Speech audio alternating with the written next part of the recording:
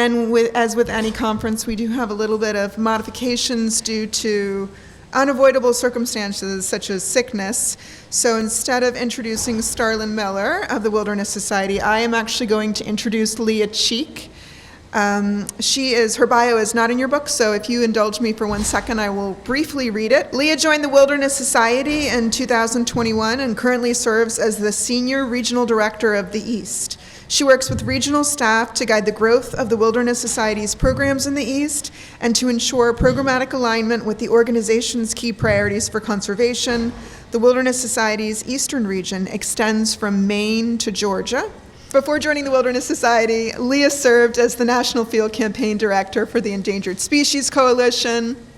She holds a BS in Ecology from Dartmouth College, a Master's in Global Environmental Policy from American University, with a concentration in global environmental justice. She spent 3 years as a Peace Corps volunteer in the Philippines, where she focused on community-based marine conservation. She brings deep strategy, organizing, and environmental policy experience to her work and is committed to exploring globally relevant solutions to decolonizing and strengthening conservation approaches. She's the recipient of the 2020 Marty Murray Spirit of Conservation Award for Rising Leaders. Please join me in welcoming Leah to the podium.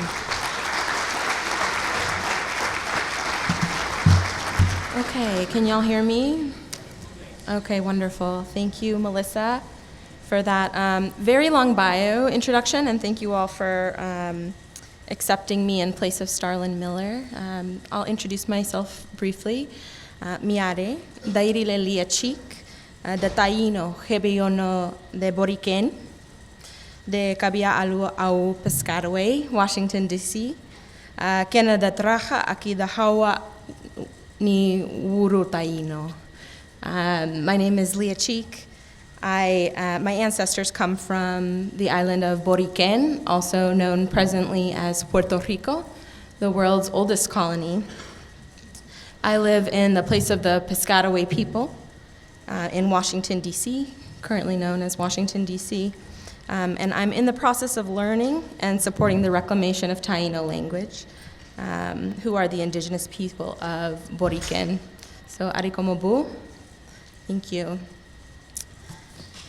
So I'm here to speak to y'all today about the difference between tribal consultation and tribal engagement from the perspective of a nonprofit ally, coming to you as representative of the Wilderness Society, which is a nonprofit conservation org who has been honored to partner with the Rappahannock Tribe and the Indigenous Conservation Council of the Chesapeake.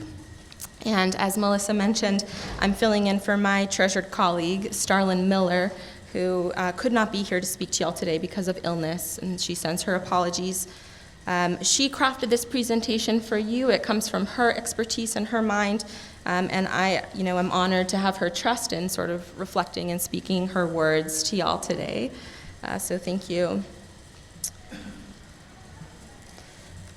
So our agenda today, one thing that Starlin asked me to lift up and that I echo is thank you, gratitude to everyone in this room, acknowledging all the elders, the children, the youth, the tribal leaders here present. Thank you for your presence and for allowing us to be present. And also thank you to all the families who are holding our responsibilities at home and taking care of all of our loved ones so that we can be here today to learn and grow from each other.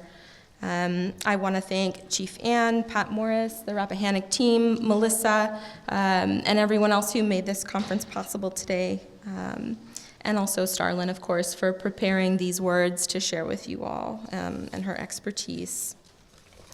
So just a little bit of background about Starlin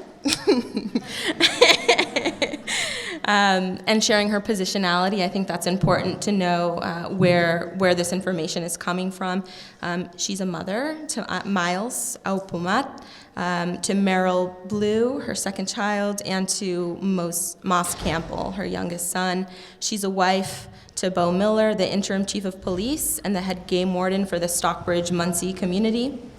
And she is a Little Shell Chippewa enrolled tribal member and a descendant of Stockbridge-Muncie and Menominee.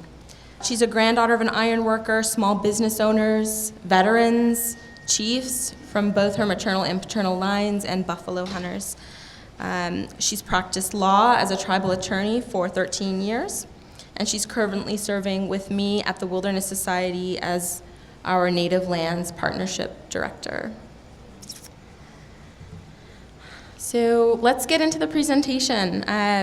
What is tribal consultation? And a lot of this will really echo what our honored presenters from USET shared earlier, so we'll be doubling down and underlining some of that. Tribal consultation comes from the, again, unique political relationship between federally recognized tribes and Alaska Native entities and the federal government. So when we're talking about tribal consultation must be meaningful, it must be conducted in good faith, and it must be from government to government. I want to encourage y'all to take out your phones and check out this QR code. It leads you to a project the Wilderness Society has been working on in partnership with NARF, the First Nations Development Institute, and others. It is a repository of sovereign-to-sovereign agreements. It's hosted on the website of the University of Washington Law School. Our hope in engaging in this project is to really ensure that tribal nations and the public have access to information about cooperative agreements, what those look like in different scenarios.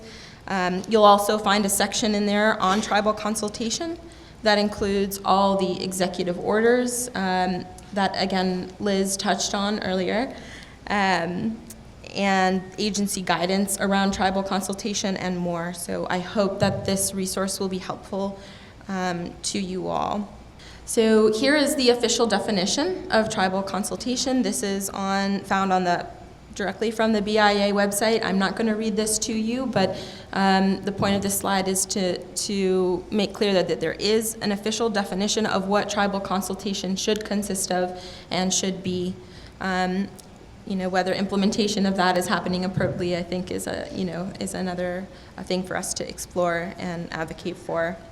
The key elements of tribal consultation are, again, this is a government-to-government conversation and relation, and it's important for me as a representative of a nonprofit to emphasize that. Governments to governments, what nonprofits are doing in terms of engaging with tribes is a different conversation. Another really key element of tribal consultation is that official representatives from tribal nations and federal agencies and, again, decision makers from those spaces are the ones who should be engaged and participating in tribal consultation. That's what makes it true tribal consultation. There should be dialogue concerning the federal proposals or policies before the decisions are made. So federal government should be reaching out to tribal nations around policies that impact tribal nations before a decision is made. There should be advance notice to allow tribal nations to engage appropriately and meaningfully. And after consultation, federal agencies should explain what their final decision was and how tribal input was incorporated into arriving to that decision. So this piece about advance notice to tribes actually should be provided within policy at least 30 days in advance of the first scheduled consultation session. And it should have enough detail to allow tribal leaders to really and truly fully engage in the process. So, tribal leaders should receive full knowledge and understanding of what it is they're engaging and consulting in. Another element includes federal decision maker participation. Again, we've touched on this a couple times. It's decision makers who should be part of this consultation process. And another piece of an element of tribal consultation is a record of the proceedings. So the consultation proceedings should be recorded, provided back to tribes. However, there is an opportunity to consultation doesn't waive any privilege or other exception to disclosure pursuant to the Freedom of Information Act or its implementing regulations. So, for example, tribes can request confidentiality around that record if, in order to protect sacred sites, Native American graves, ceremonial sites, sites where information needs to remain protected. And what triggers tribal consultation? When does tribal consultation actually occur in this government-to-government relationship? So an agency action with substantial direct effects on one or more tribal nations requires tribal consultation. The relationship between the federal government and Indian tribes, or the distribution of power and responsibilities between the federal government and Indian tribes, when those things could be impacted by a policy that the government is proposing, they are required to engage in tribal consultation. A tribe can also request consultation if they feel that a policy or action from a federal agency is in fact impacting those things. But ultimately, the decision lies with the agency to determine whether an agency action does in fact have a substantial effect on a tribal nation. So there are some limitations there.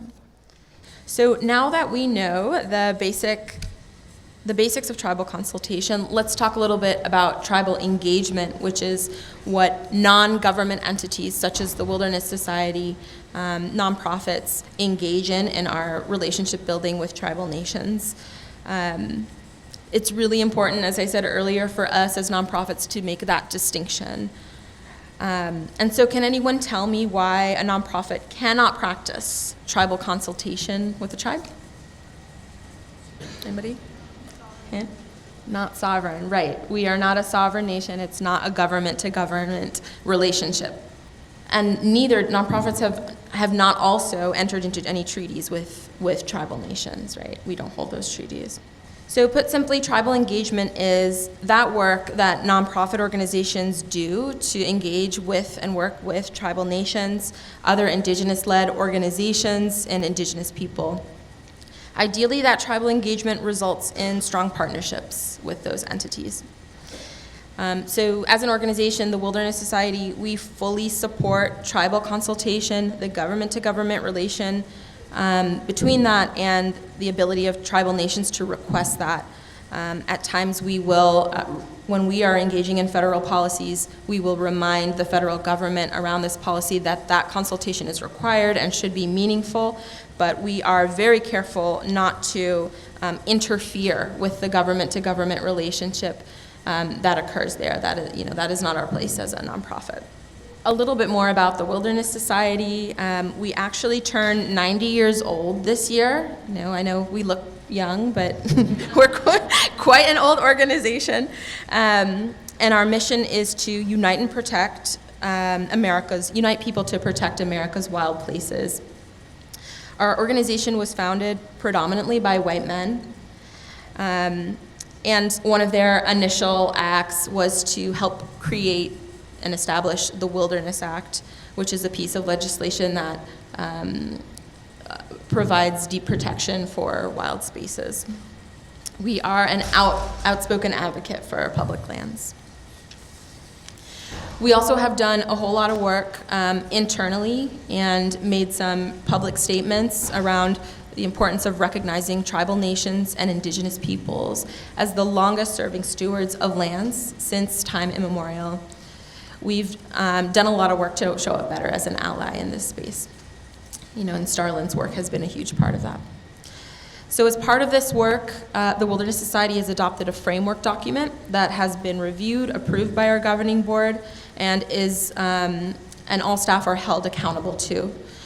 In that document, we have a position statement that supports tribal consultation, supports indigenous knowledge, tribal sovereignty and self-determination, as well as sacred sites, language and youth culture camps, and co-stewardship and co-management concepts.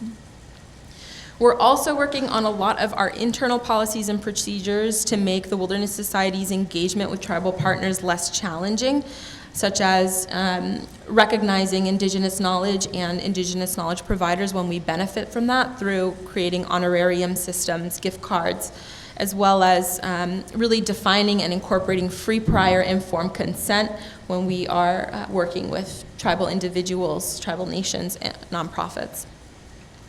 There's still a lot of housework for us to do internally to keep showing up as a good partner. There's also an art to being an authentic partner.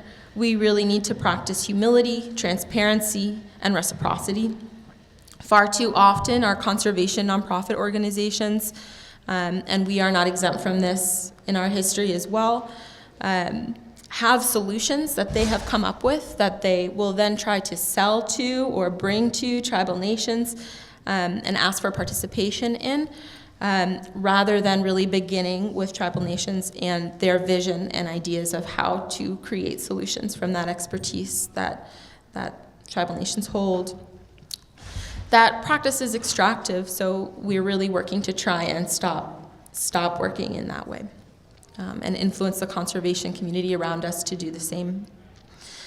We know we need to commit to long-term relationships and, most importantly, move at the speed of trust in co-creating land-based healing and solutions. We know we must never speak for tribal nations, but instead share our platform and spaces with our partners so that they can tell their own stories. And we know we should compensate and credit tribal knowledge and participation with us.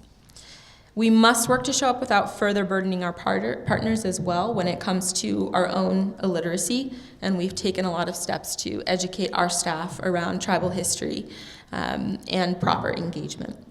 So again, some of the best practice, if there are other nonprofits in the room hoping to improve engagement with tribal nations, here are some of the best practices that we've discovered and are still learning from in our process to be better allies. And again, a core is practicing respect, trust, humility, and transparency, always carrying that forward in our partnerships. Tribal engagement requires a lot of work internally and externally at non-Indigenous-led organizations like ours, the Wilderness Society. There's a lot of work to do to continue to improve our expectations, policies, and implementation. One of the first and most important actions that nonprofits can take is to invest in hiring Indigenous staff people, as well as elevating Indigenous knowledge and incorporating it into our programmatic work. We must do the work of education about federal Indian law policy and history, work towards learning the history of tribal nations we hope to partner with, and formalizing expectations into policy for our staff so we do not burden our Indigenous staff and tribal nation partners with our need to learn more. At the Wilderness Society, we've launched a training using a curriculum created by the Whitner Group and the Nature Conservancy. It's called Indian Country 101. I really recommend it to folks who are hoping to do more partnership with tribal nations and work on building that literacy. It is self-paced, online, and it is free. So again, that's Indian Country 101 by the Nature Conservancy and the Whitner Group. I'll just leave you all with one story from the Wilderness Society and how we've really experienced being very explicit about the difference between tribal consultation, government-to-government relationship, and tribal engagement. One of our TWS employees worked really hard to connect with a tribe out west. After months and months of email exchanges and failed Zoom meetings, the tribe was willing to meet this employee in person. He was excited beyond measure, really enthusiastic, braved a winter storm, drove hours to meet with the tribal representative at tribal offices, but to his surprise, he was met only with the Tribal Historic Preservation Office and no official tribal leaders at this meeting. So the TWS employee began the meeting by thanking the TIPO for engaging in tribal consultation with him and the Wilderness Society. He must have mentioned tribal consultation a dozen or so times during the conversation with this TIPO until the TIPO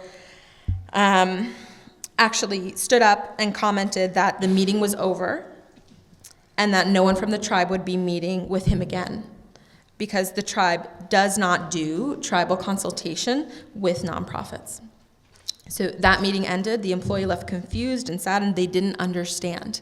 They didn't understand what had happened.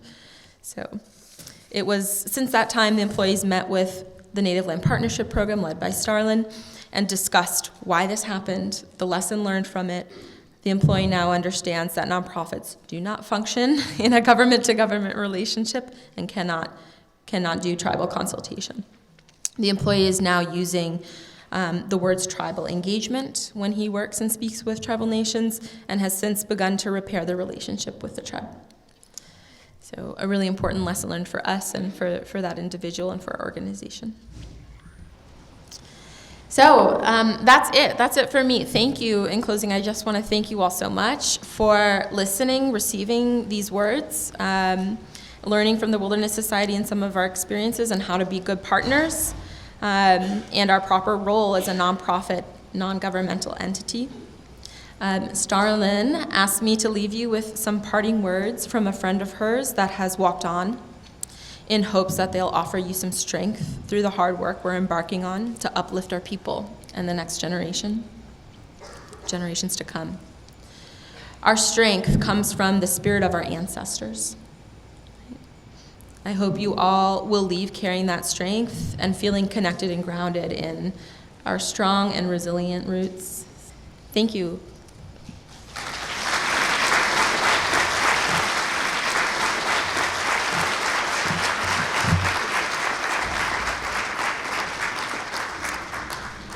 Okay, so I think that my next responsibility here is to open up our tribal panel on how tribal consultation affects sacred sites. And so I am going to introduce and call up Brandon G. Thundercloud Costello to the stage.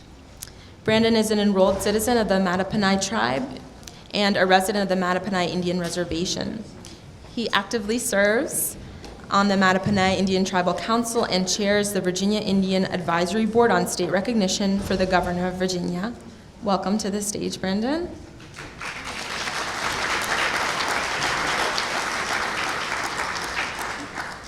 And I'm also going to ask Todd Big Eagle Costello to join us up on the stage if he's present. So Todd Costello resides on the Mattaponi Indian Reservation in King William County, Virginia, and is an enrolled citizen of the Mattaponi Indian tribe. He serves on the Mattaponi Indian Tribal Council, to which he was elected in June of 2023. He holds a degree in business management from James Madison University and in network information systems from Virginia Commonwealth University. He has worked alongside the tribe and his late father, then Chief Carl Lone Eagle Costello, in helping to defeat the King William Reservoir Project, which would have had devastating effects on the tribe, the reservation, and the environment. So welcome.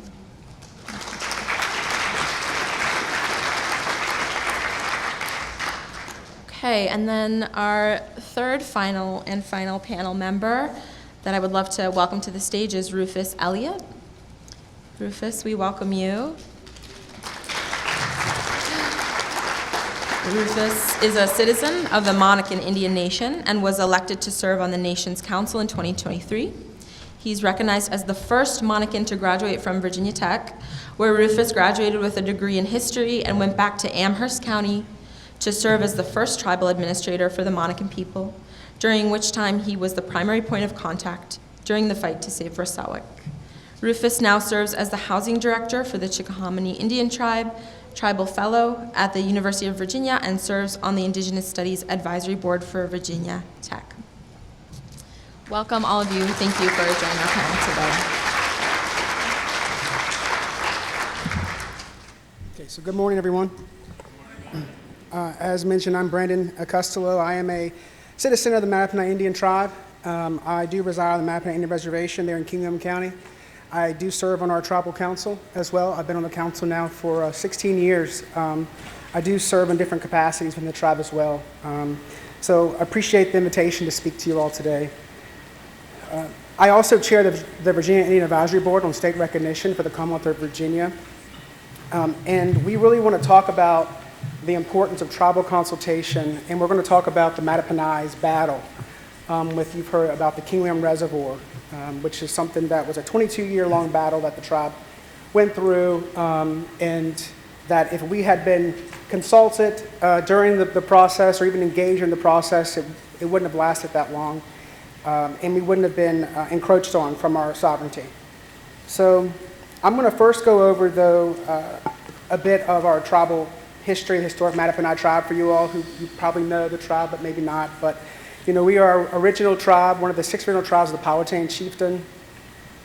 There were over 30 tribes of the Powhatan Chieftain or Confederacy that was reigned by the Chief Powhatan, the leader. We have multiple treaties during the colonial periods that we were part of, the first being a 1646 treaty that actually is what our reservation was created based on, and also was a peace treaty in a sense.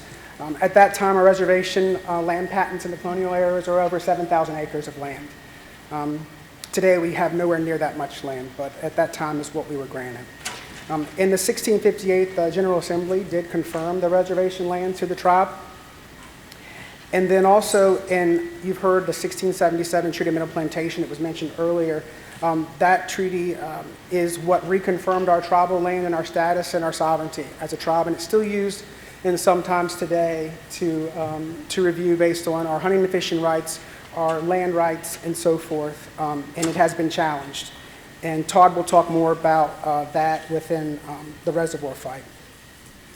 But you know, within historic times, we had multiple villages along the Mackinac River, and our people historically were fishers. They hunted, trapped, and that was the historical tribe. And through much of today, there's still some of that culturally.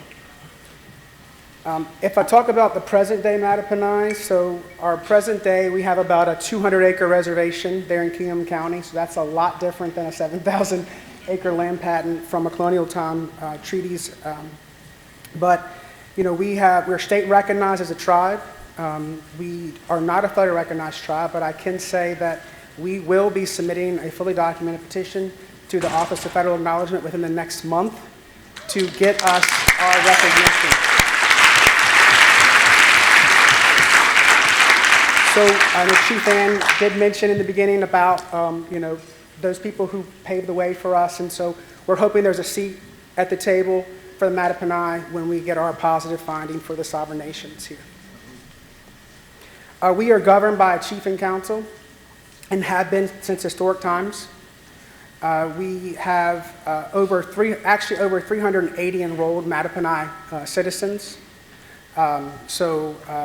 With well more than that who are eligible for enrollment that just, you know, choose not to, but it's over 500 Mattaponi descendants and citizens out there. On the reservation, we have about 52 residents that reside on the Mattaponi Indian Reservation. And if you look at this picture here too, this is an aerial shot of the reservation. It was shot last year from drone footage. As you can see, the reservation is bound to the Mattaponi River. So that is a very important part of our culture, of who we are, and where we've actually been able to hold on to, because we talk about that 7,000 acres of land that we had. We have 200 left, but we kept the best, you know, here, as you can see from that view, and we fought for that to keep that. We do identify ourselves as the people of the river. Historically, our name translates to River of High Banks. But we say we are the people of the river based on our location and based on the importance of the river to our people. So I'm going to go ahead and turn this over to Todd, who will talk more about the 22-year battle that we had with the King William County Reservoir, the City of Newport News, and to get more into that, and then I'll wrap us back up with the importance of our tribal consultation. So, Todd.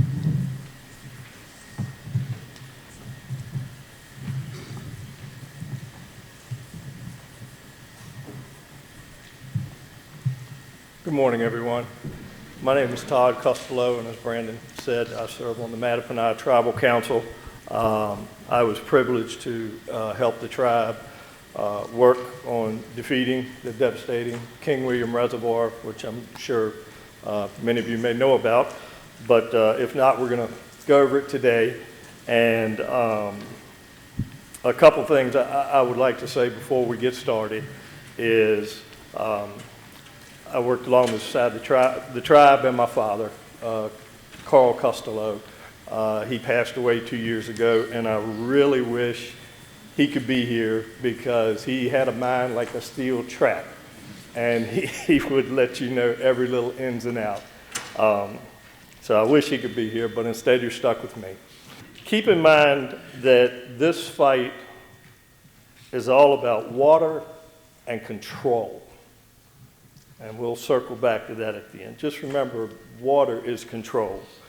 This all started back in James City County, where several jurisdictions on the north side of the James River were coming up with proposals to meet their anticipated water needs for the future.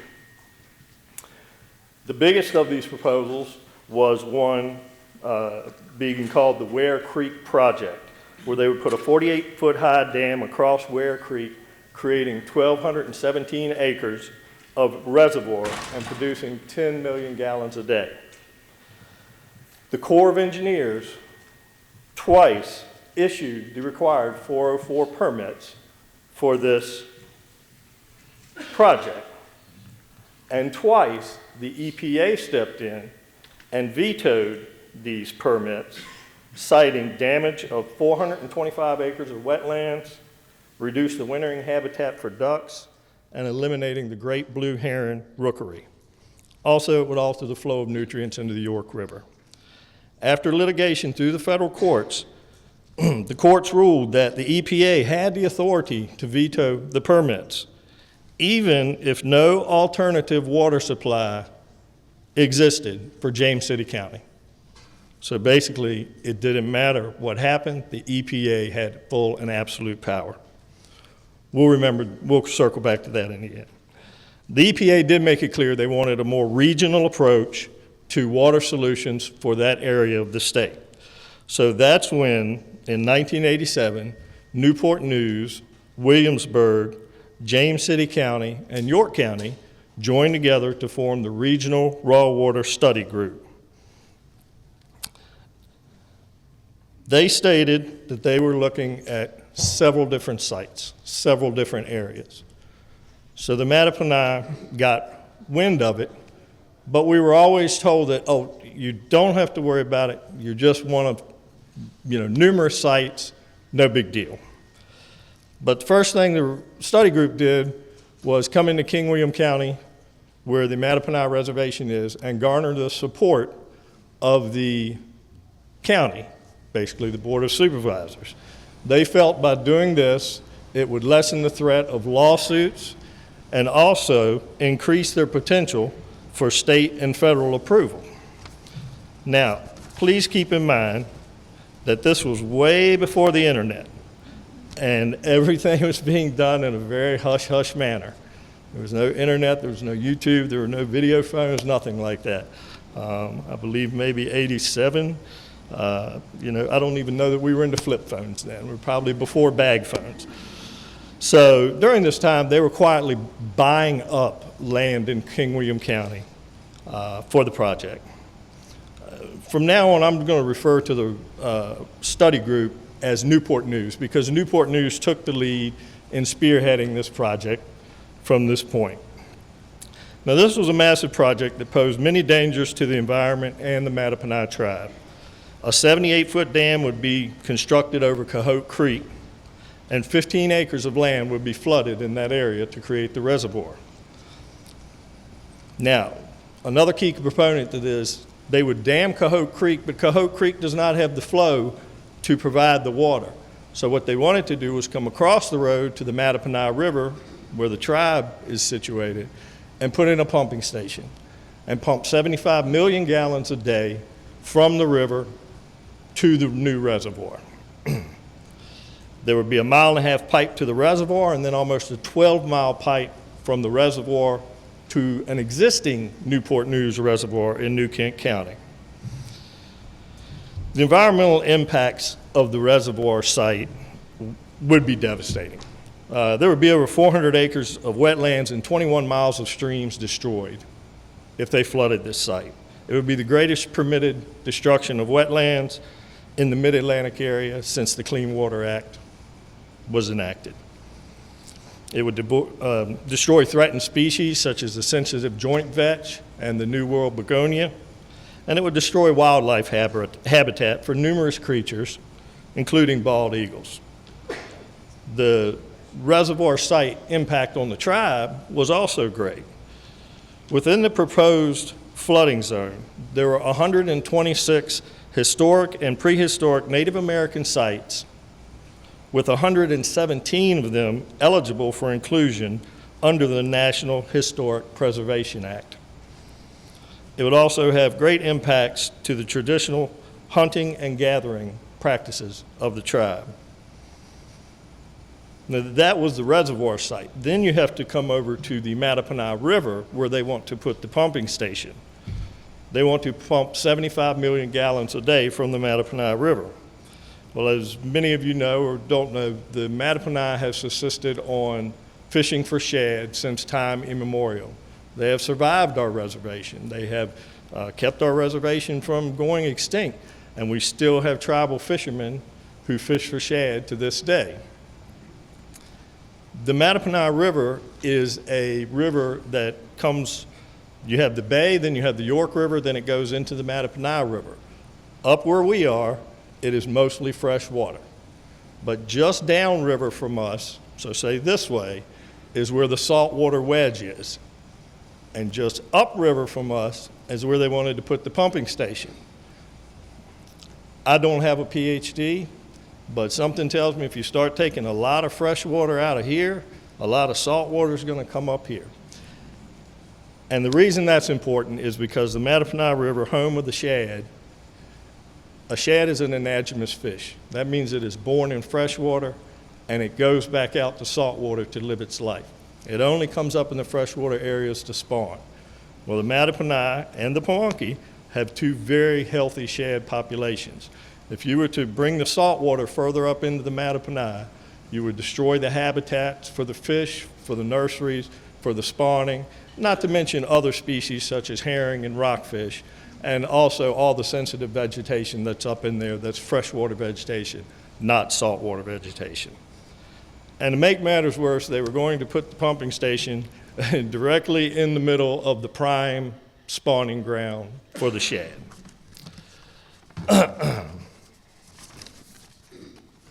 Now, between 1987 and 1983, as I said, we were told not to worry. There were many options being looked at. So we were keeping an eye on it, but we're not worrying too much, really, which was probably a mistake.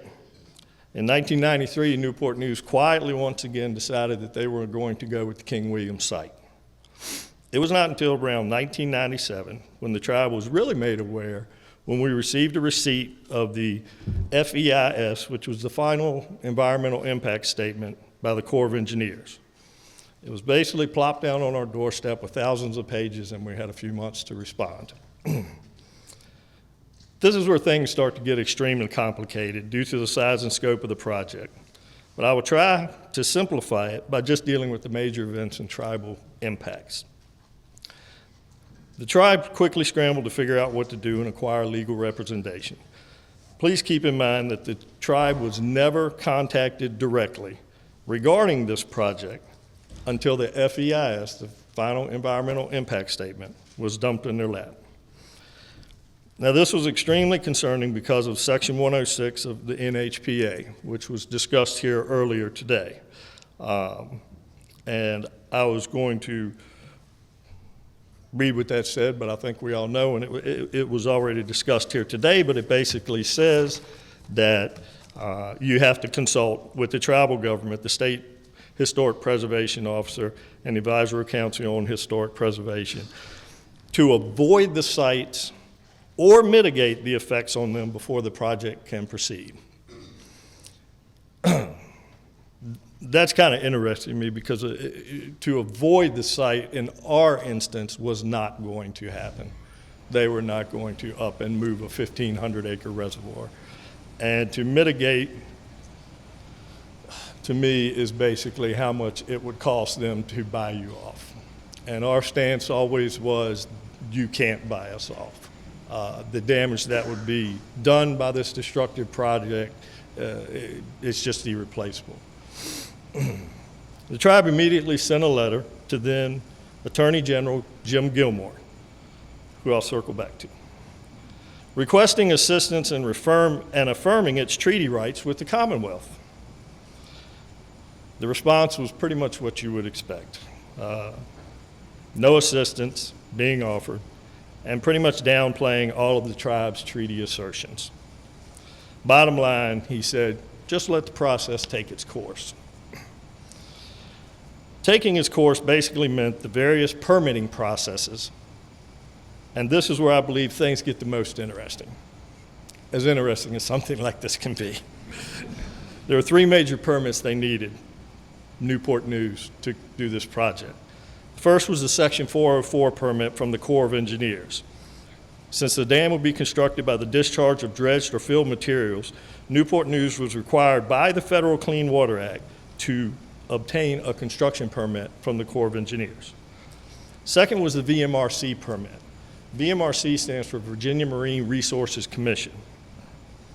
Since the intake, the pumping station located on the banks of the Mattaponi, would have a pipe entering the Mattaponi and laying along the river bottom, they were required to get a permit from VMRC, as VMRC controls the bottoms of our rivers. The third and final permit they needed was a DEQ Virginia Water Protection Permit, and this was to ensure the Commonwealth's compliance with its coastal management regime. The Mattaponi tribe was fiercely against this devastating project for many reasons, but the 3 main reasons often stated in their legal cases were violation of treaty rights, and one right we were specifically arguing was that when the treaty was signed, it basically said you have Indian land, and then you go out 3 miles and go around that Indian land, and that is a buffer zone where nobody can inhabit, go in. It's a buffer zone, so basically it's still Indian land. And of course, over the years, that has disappeared. But we did argue on that point. Also, the flooding and excavation of the reservoir site would destroy vital archaeological resources, and the withdrawal of from the Mattaponi River would have extreme negative effects on American shad population and other species. So when we talk about permits, let's talk about the DEQ permit first, because I really think that was a done deal right off the bat, because they issued their permit immediately. About as soon as the EIS came out, their permit was coming out. So of course the tribe sued, but of course it was dismissed, saying that the tribe did not have standing. So we'll just call that one a gimme. They got it. The second permit was a big one. It was the Section 404 permit. And as we said, that's the one you have to get from the Corps of Engineers. The Corps of Engineers in Norfolk, who handles this area, did their study. They did the impact statement. They gave the impact statement to us in 1997. Over the next couple of years, they did consult with us. I will give it to them. The Corps of Engineers did consult with us. We had back and forth with them, even to the point, which I don't know if this is unheard of or not, but I was very impressed with it. Colonel Alan B. Carroll, the chief engineer for the Corps of Engineers for the Norfolk District, came down and visited the reservation and talked to us and wanted to learn about it and know about our concerns about this project.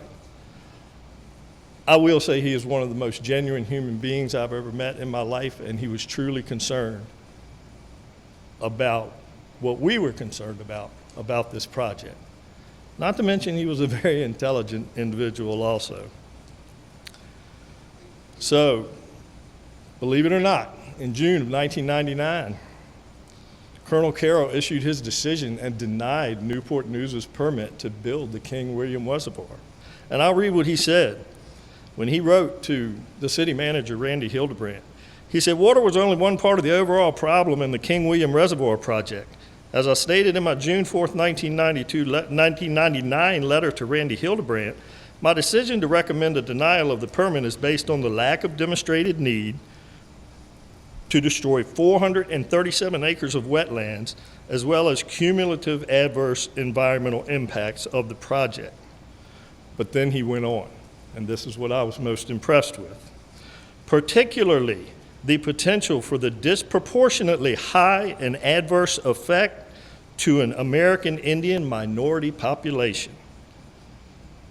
Then he kept going, talking to the city manager of Newport News.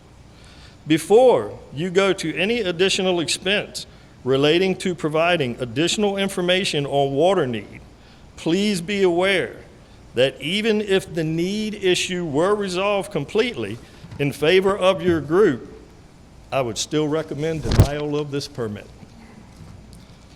He showed firmly where he stood, and we were all very grateful.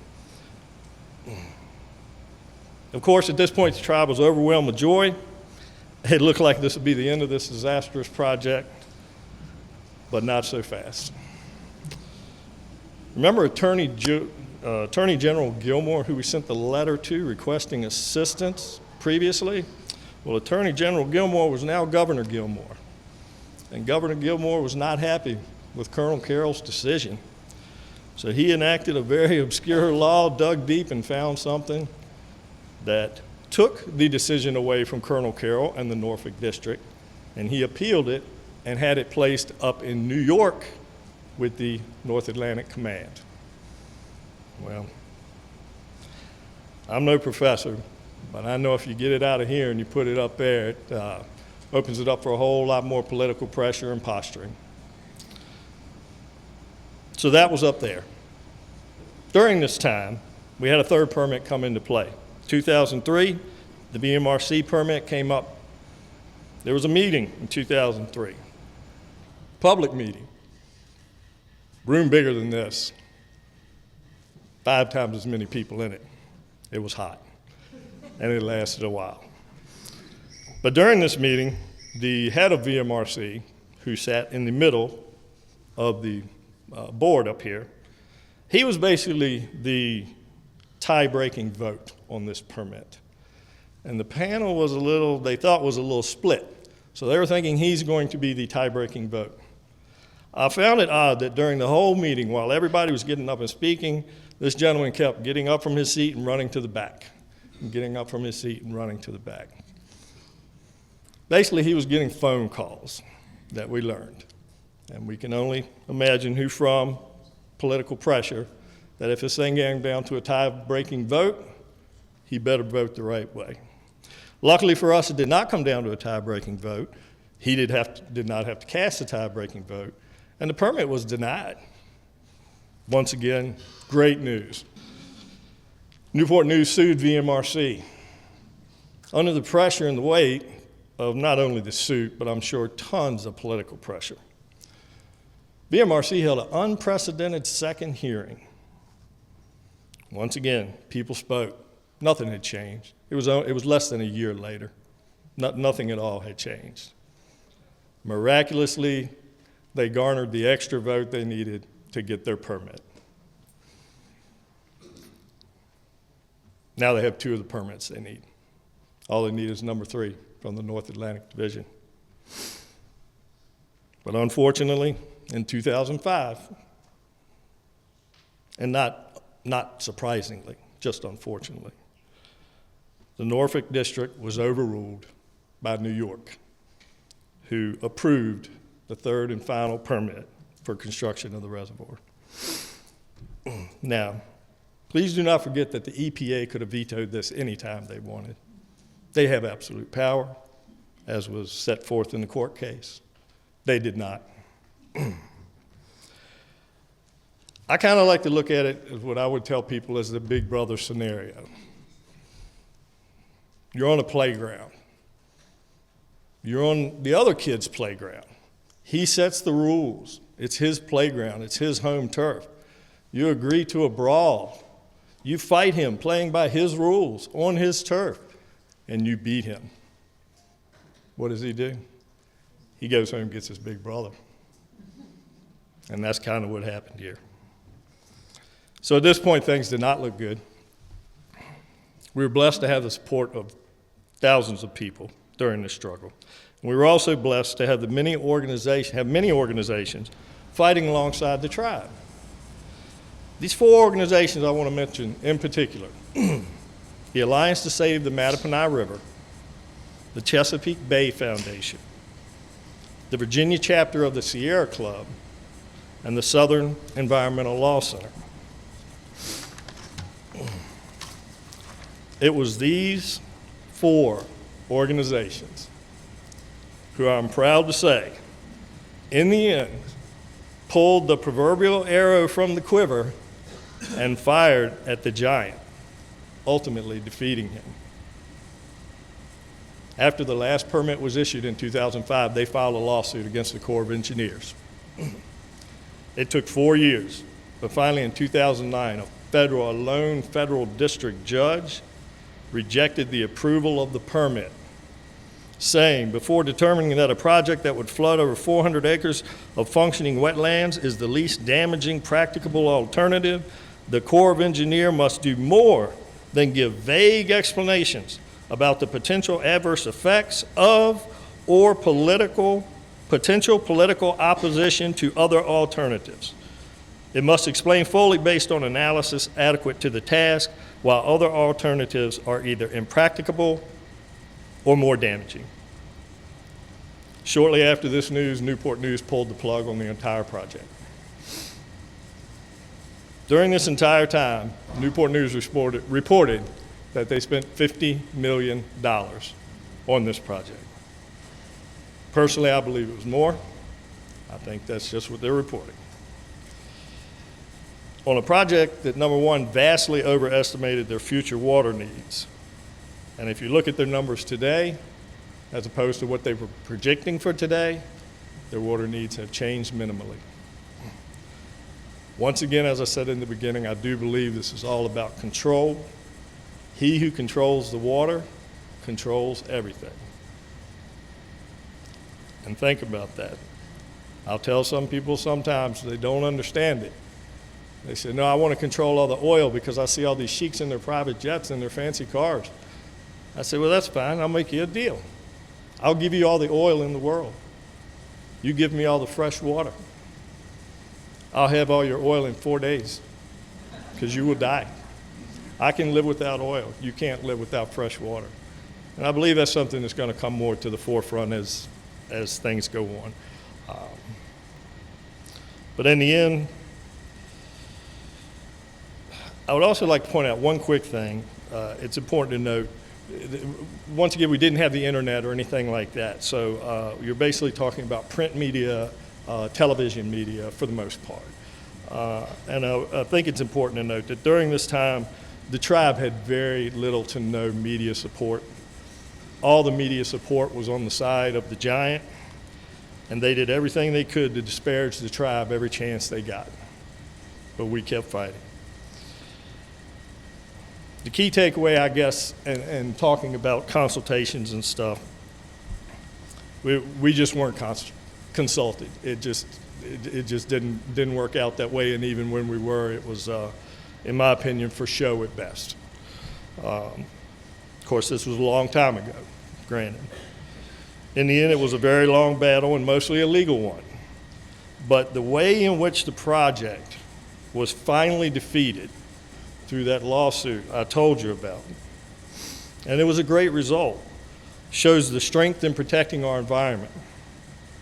But at the same time, it shows a great disregard for the tribe's rights. Thank you.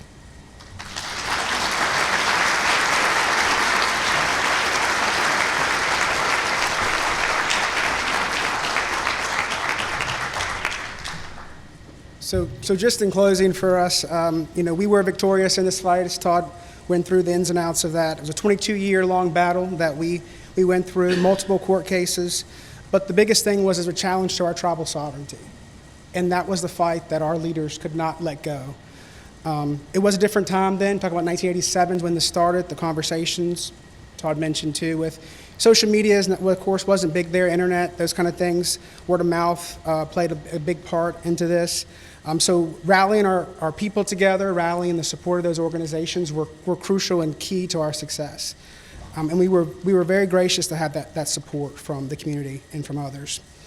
The one thing, and just to go ahead and this has been a key topic we've been talking about, but the importance of the consultation, respecting our sovereignty is number one, to make sure we're at the table to have those discussions.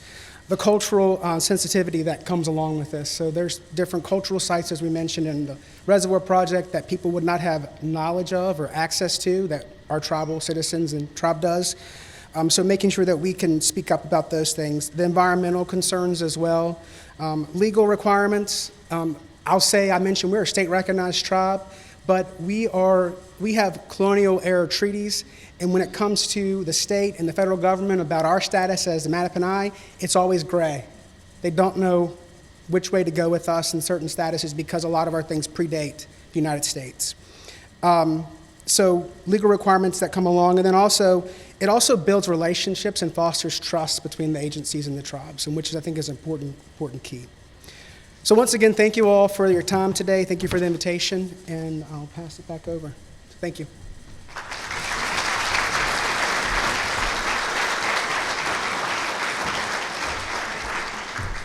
Thank you both for that, and I think now I'm just going to turn it over to Rufus to speak a little bit about his experiences.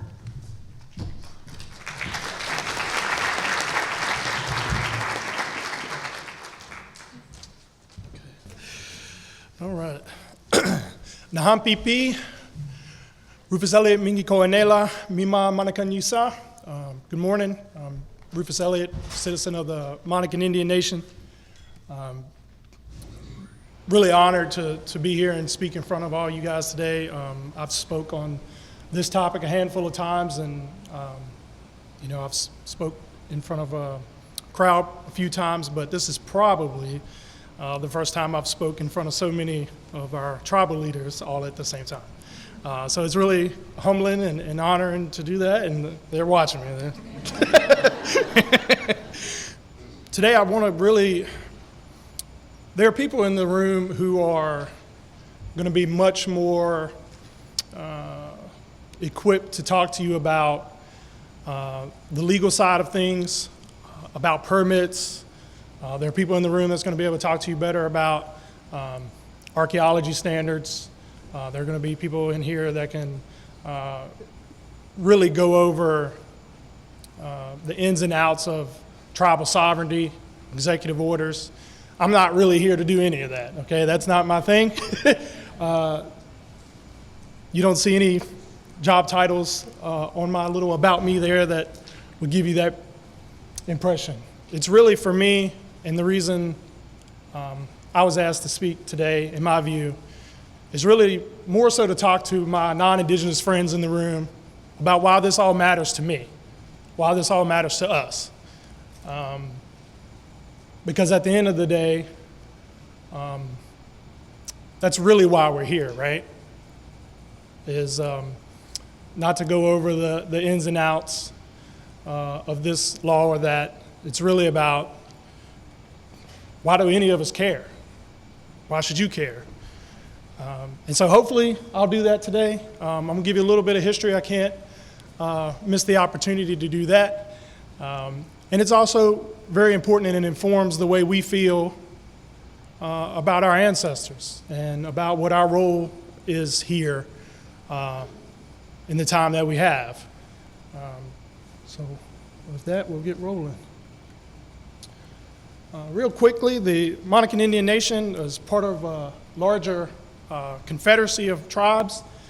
If there's one thing I really want you to get off this quick little map here, and it's not perfect, no map is, and it all depends on when, is that orange area you see there is what we consider now really our area of responsibility. The Monacan Indian Nation is the last nation, well, let me say it like this. The Monacan Indian Nation is the federally recognized tribe that has to take responsibility for all those Siouan tribes that you see there. The Saponi people, the Occaneechi people are alive and well, and they have their own communities and their own specific histories now, but they are not federally recognized tribes. And so in terms of honoring and protecting our cultural sites and our ancestors, that entire orange area falls under the responsibility of the Monacan Indian Nation. Of the job titles I have, probably the one that's most important to me and that pays me nothing is I'm on a short list of people that my tribal leadership calls when it's time to discuss protecting those sites and protecting those ancestors. And it's a responsibility that our small committee takes very seriously. But as you can see, it's a challenge for the tribe. We really don't have the capacity to cover all that all the time. We do our very best, And we feel that it's super important based on our historic area.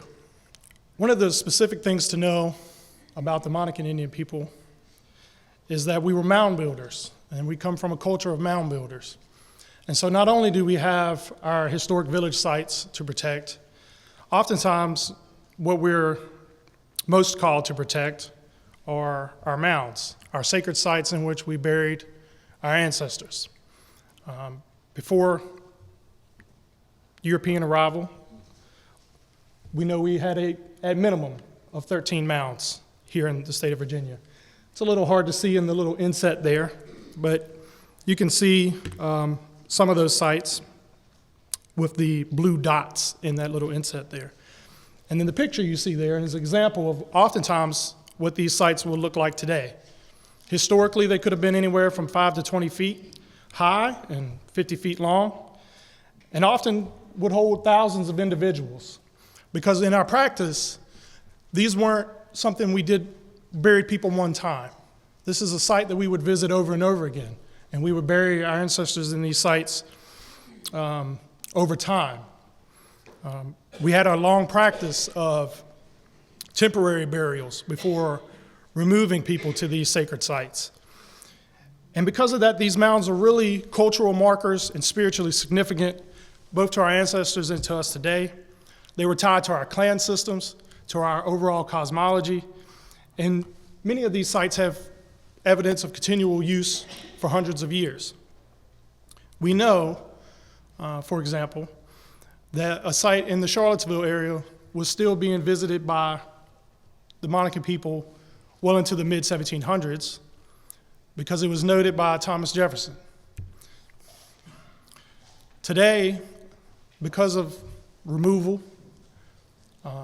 and other issues, sometimes we as modern Monacan people may struggle to identify and show everyone on a map exactly where these sites are ourselves.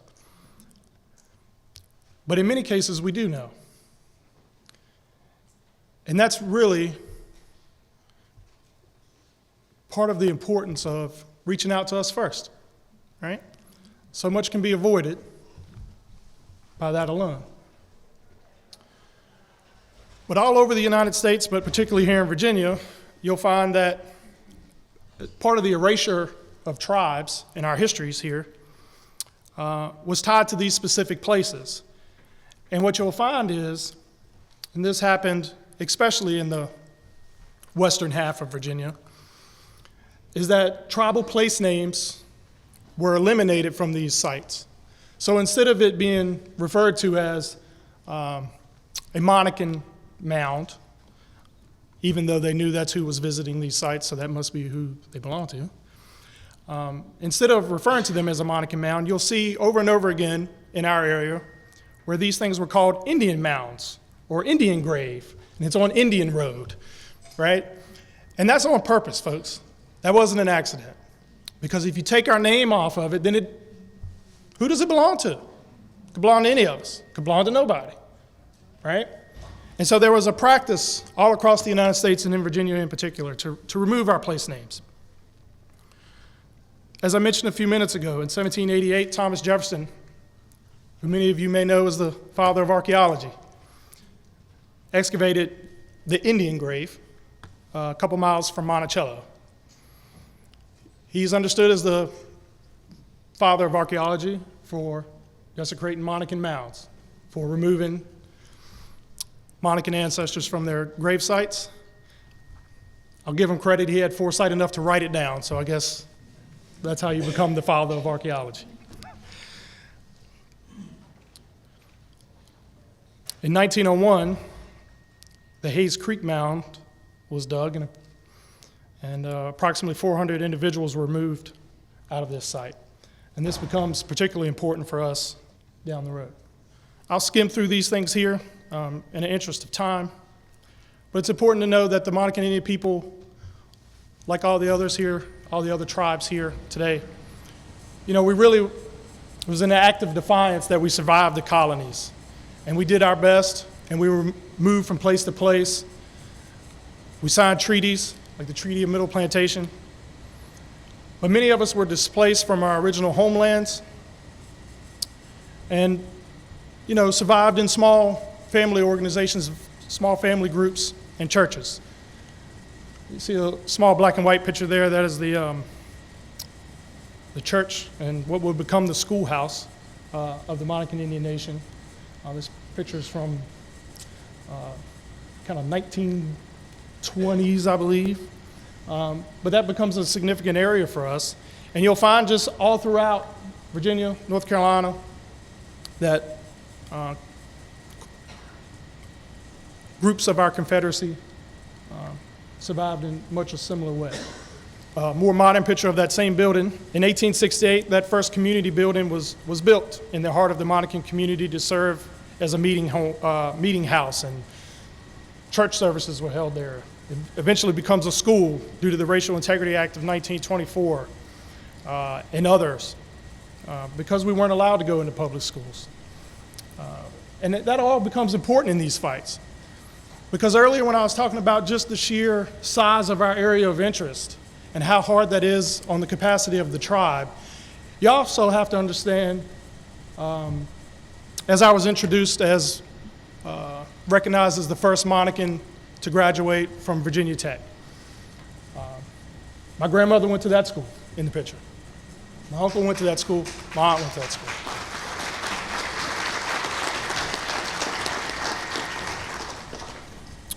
I am a generation removed from that. That's a 2-room log cabin.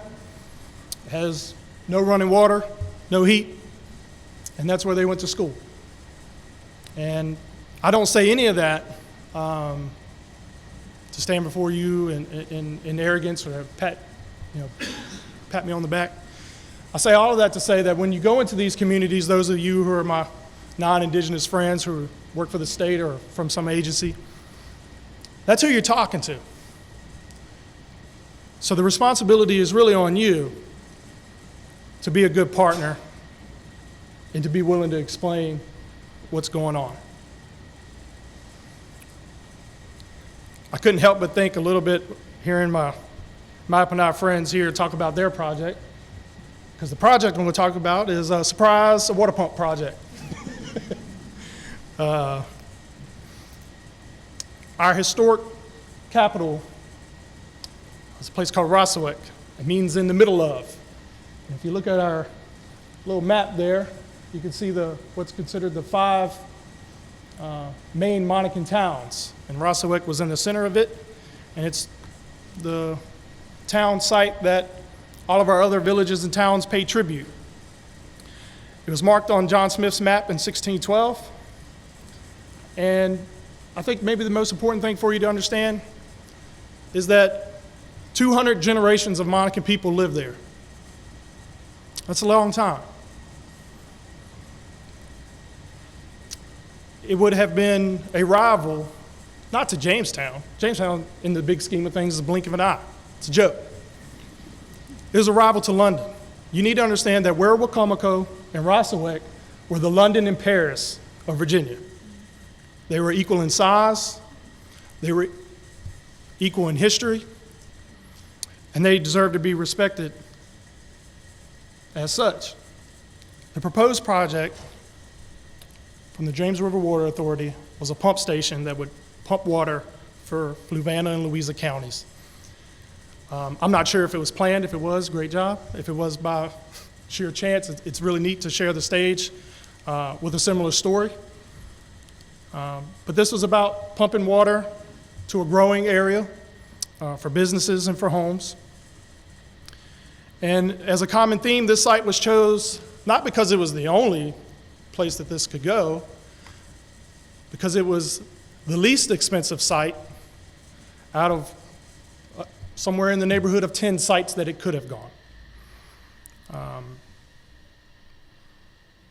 Despite the fact that Rossawick is well documented and has been confirmed multiple times throughout history, the James River Water Authority, and later, to some extent, the Army Corps of Engineers, downplayed its significance and got the ball rolling, bought the property, made plans, all before they talked to the Monacan Indian Nation at all. It was clear that the project would obliterate the site, that it would disturb remains.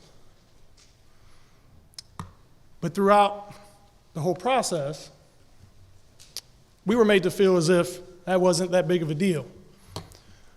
This was all in the interest of development. This was all in the interest of cheapest, or save a couple bucks for having it here. And I think the biggest irony of all of that, in the process that we went through for that, was when you sit at a table during consultation or during just the meeting, you meet with the folks from the county or the Water Authority or Army Corps or FERC, whoever you happen to be meeting with. One of the things that I think is really underappreciated by the people on the other side of the table is, as I've shown and other people would be able to talk about, we've really been removed from a lot of these sites for hundreds of years, and not by choice, right? Many of us, our village sites are counties away.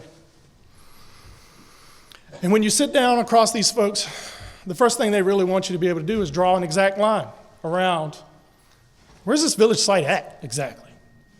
Can you show me that if I step over here, I'm no longer on your ancestral territory, or I'm not on a burial, or I'm not within the confines of the village? No. No, we can't. And you want to know why? Because of 100 years of colonization. Because we have been removed from these sites. We have had an effort by the powers that be to remove the names from these sites. Because we went to school in a 2-room log cabin that only went to the 6th grade. We're not allowed to visit on these sites because of the Assemblages Act that required any groups of people to be segregated during any kind of assembly of a mass group, right? So you go down this long list of, no, we can't. Draw a line exactly around Rosawek or exactly around these burials so that you know that you can put your water pump station there. But that was the expectation. And then not only that, I thought a lot of times we were made to feel inadequate, less than, because we couldn't do that. And how ridiculous. Who else do we expect that of? All across the world, who else do we expect that of? Do we expect that of anyone with Scottish ancestry to go draw a circle around a castle that doesn't exist? Of course we don't. But that's what is expected of tribal nations in this process all the time. But we knew enough. We knew generally where it was. We know the habits of our ancestors, how we sprawled on both sides of the river, how the river was Main Street, not a border, right? We knew enough, and luckily, we had friends that helped along the way that was able to kind of speak the language for us, right? I think it's really important that tribal nations reach out to those and partner with those who can help them, whether that's legal aid, whether that's some of the nonprofit organizations to the extent they can help, to the public and otherwise. My only advice would just to be to make sure that your voices are always centered in whatever that is, whatever that story is. You are still the experts, okay? You can't draw a line around it. You don't know which kind of permit is which, right, and what it's for. But you are the number one advocate for your own history and for your own people.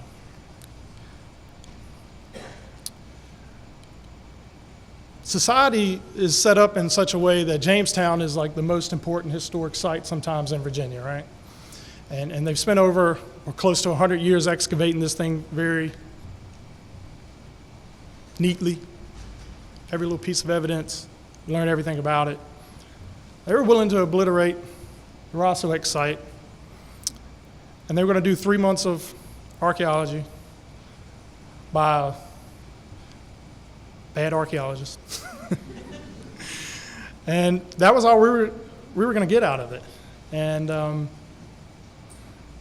you know, that's where our allies helped us, but at the end of the day, we had to be the ones that stood in front of a room or across the table and explained to people why that was not acceptable.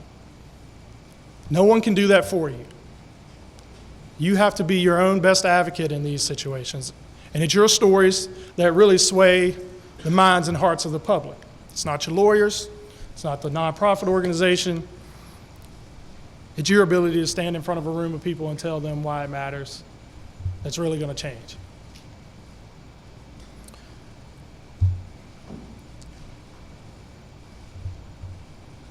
It always comes back to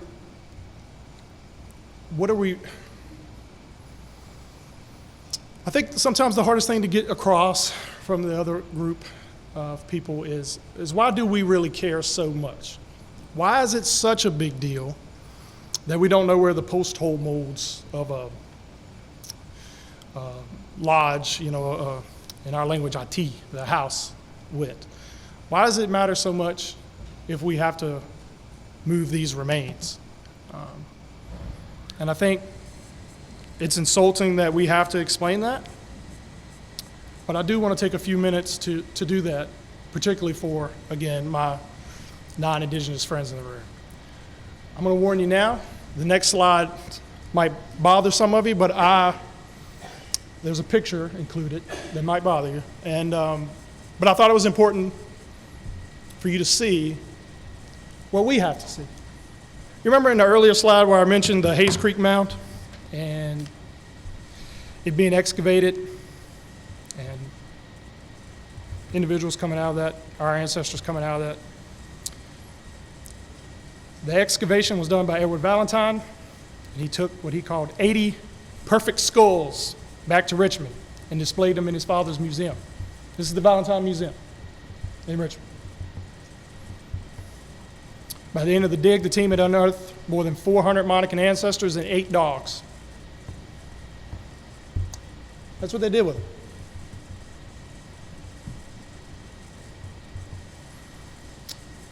Now, luckily, if you call it that, years later, the Monacan Indian Nation were able to receive these remains and repatriate them. If you want to know my why, I was a part of the group of Monacans that helped lay these ancestors to rest on our tribal property. We live in a place, or come from a place called Bear Mountain. It's where we rebury our ancestors. We consider it a sacred site.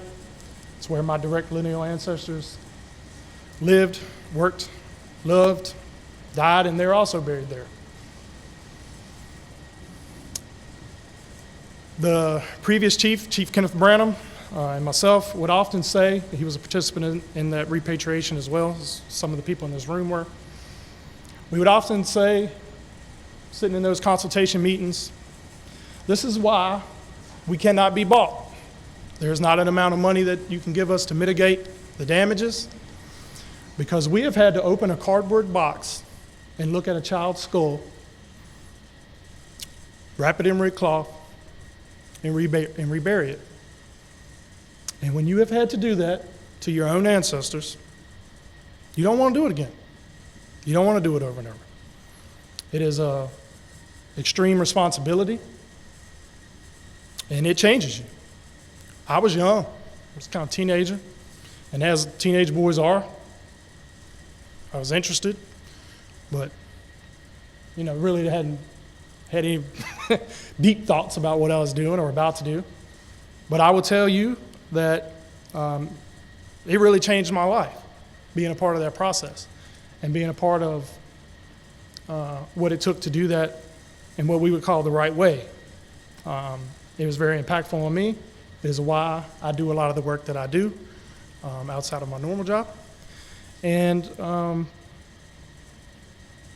but people need to understand that that's what you're asking. And that creates trauma for the communities that you put this burden on.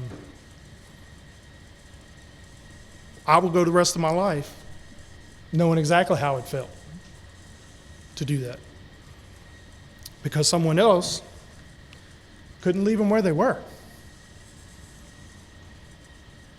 So much of the future development of Virginia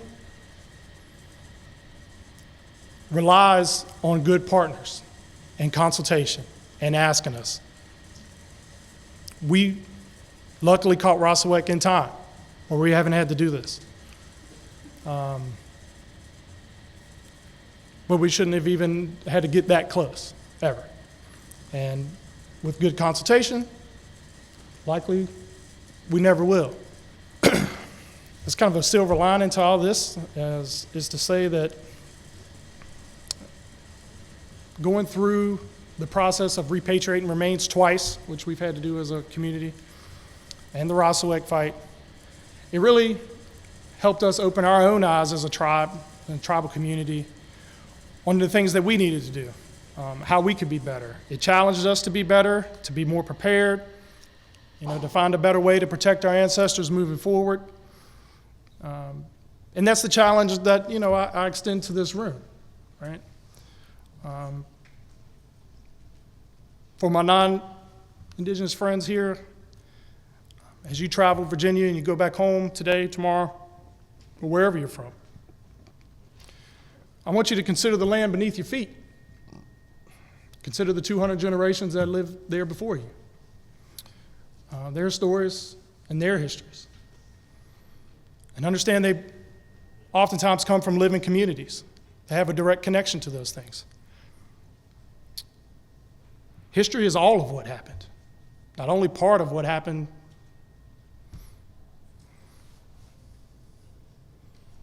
I look forward to working with all of you and partnering, making consultation better, making sure that we don't have to do this again.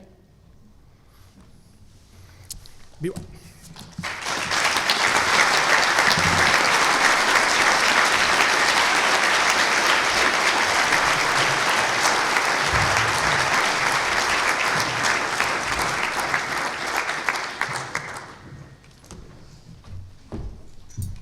Thank you, Rufus, and thanks to all the panelists today. We do have time, I believe, for one or two questions.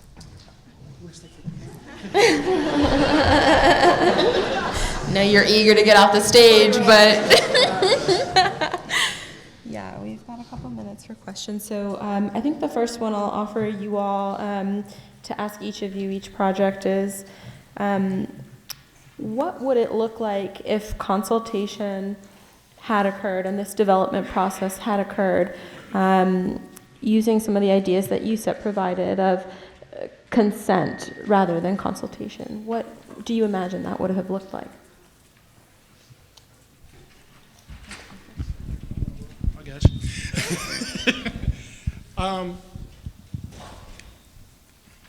It would have been a lot faster for everyone involved, and it would have been a lot cheaper for everyone involved, right? And I think this is probably true of the Mattaponi project as well, right? They mentioned that $50 million was spent by the locality for something that ultimately didn't happen. In the James River Water Authority project that ultimately has been moved, they've spent a lot of money on plans and bought property that now, they can't use for what they had planned to do. All of that could have been avoided if they had sat down with tribes sooner in the process and viewed it not just as checking a box.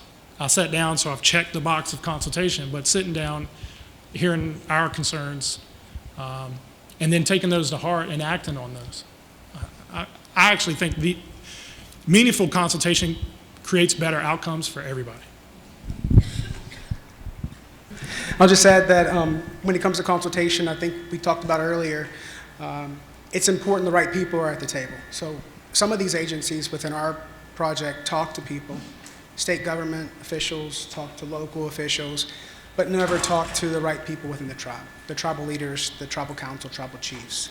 So I believe that would have ultimately, hopefully, would have curved some of the long route. Like ours was a 22-year, battle, we said, and a lot of money spent, as Rufus had mentioned. So just making sure the right people are at the table at the end of the day. Okay, thank you. I'm going to try and squeeze another question in.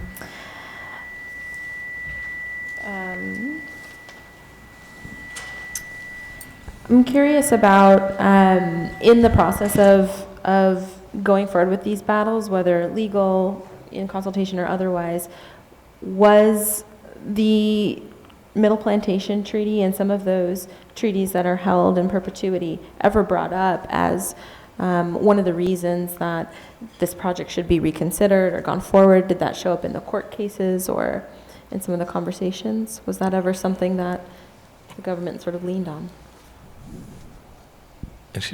Yes, they definitely were. And to make a long answer short, it was just basically shot down. It was downplayed, the importance of the treaties at all levels, whether it be governmental levels or judicial levels. And I do remember one letter from a government official rendering their opinion, and within the first paragraph, he made it a point to say, two very old treaties. It was clear what he meant, that, this is so old it's not worth the paper it's written on, which is clearly not what we believe. But no, during our struggle, yes, we did try to invoke the treaty and sections of the treaties, and we were, they were just kind of written off and downplayed the whole time, right there.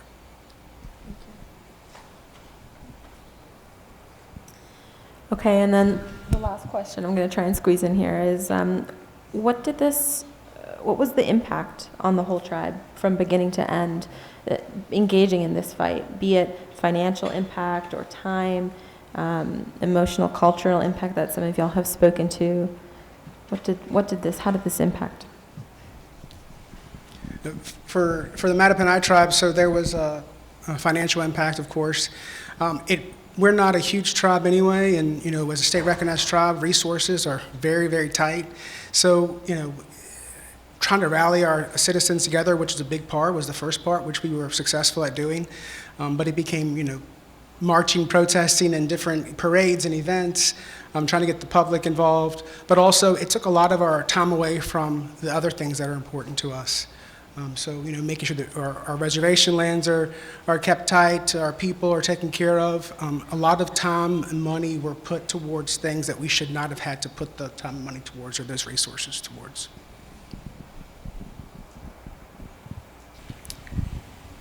Yeah, as much as anything, the lost time, right?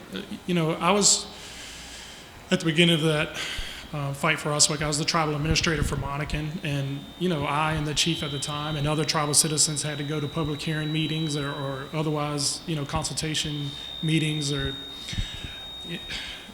media appearances. You go on. So those are all hours that the chief and I were not using to build our nation, right?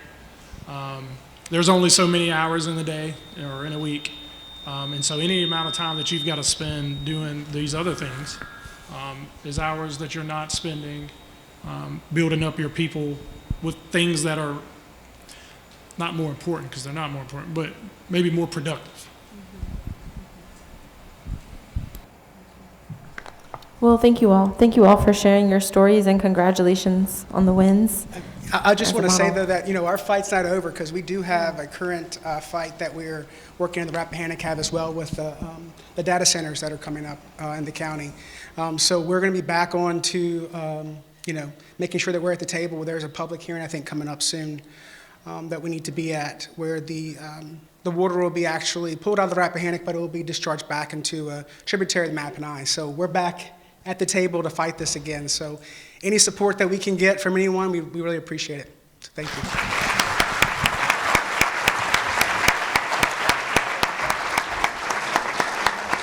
Thank you so much for sharing your stories. I want to put a double plus on the upcoming hearing, which is September 25th. And, you know, these stories, these fights have been decades, and they don't stop, and water is life. So thank you very much. We're going to move on to our next panel, which is about tribal consultations in higher education. We're going to have a couple of panelists here. Again, we have another absence due to sickness of Dr. Sam Cook, but we are so grateful for Lenore Atkins of the Chickahominy tribe and Jerry Wade of the Rappahannock tribe for holding water on this panel, and I would like to invite them to the panel as soon as I introduce them. Lenore Atkins has served as Director of Program Management and Compliance Office for the Chickahominy Indian Tribe for 4 years. She has served on the boards of various organizations, as so many in the tribes do, of the former Virginia Council on Indians as a gubernatorial appointee, and the John Tyler Community College Board, now Bright Point. So we're going to talk a little bit about education today. And secondly, Jerry Wade is a Rappahannock citizen and has more than 30 years of experience in education as a teacher and a principal. She has fellowships with Harvard University's Principal Center, William & Mary's Leadership Institute, Towson State University's IDEA Academy of Fellows, and the Magnet Schools of America. And I can tell you that was a phenomenal dinner mate, table mate last night, and really knows her stuff on education. So we have a wonderful panel. Can you please come up? I am Sam Cook as imaginary friend number 1. Lenora is Sam Cook's imaginary friend number 2. So we're going to go through this as if we're Sam, except we're going to have to read it, okay? So he's got some valuable information here that it's part of Vinhe, and there are a bunch of Vinhe people. Can you give us a wave? All right. Anybody want to come up here? Okay. So I can't see that. Okay. So the beginning of Vinhe, Virginia Indian Nations in Higher Education, convened by the State Council of Higher Education for Virginia, SHEV, in March of 2023. Serving as a conduit for communications and collaboration between higher ed and the Commonwealth's tribal nations. We have 6 focus areas: land and watershed management and conservation, cultural resources, history, archives, and justice, preparation for, access to, and success in higher ed, legal issues, infrastructure, and business development, embracing tribal history in K-12 education standards, and tribal community health. Where it began is a wonderful video of a few seconds.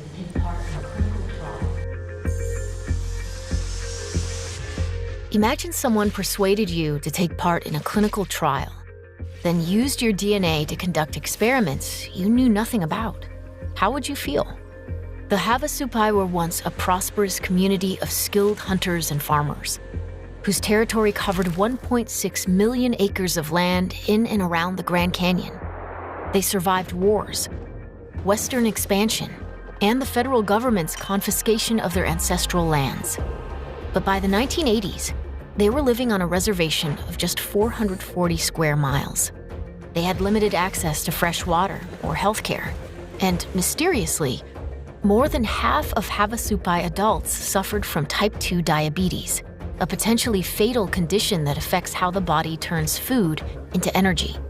In 1990, the tribe was approached by researchers at Arizona State University to take part in a clinical trial to find out why. Approximately 100 donated blood and signed consent forms for their DNA to be used.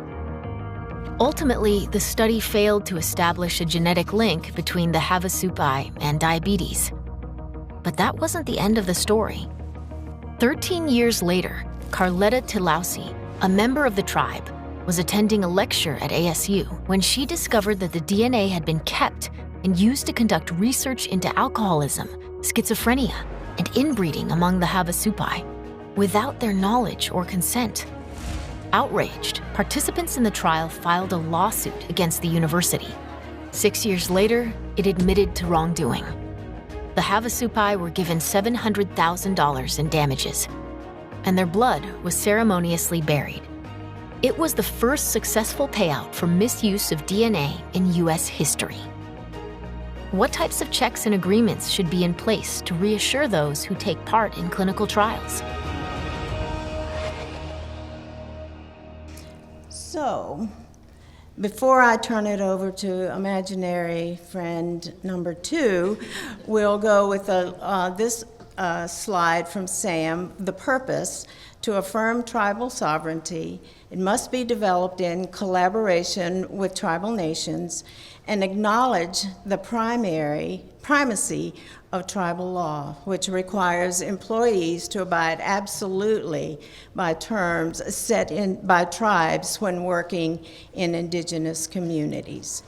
So now I'm going to turn it over to imaginary friend number 2, and there's going to be a major transformation because she's then going to become Lenora.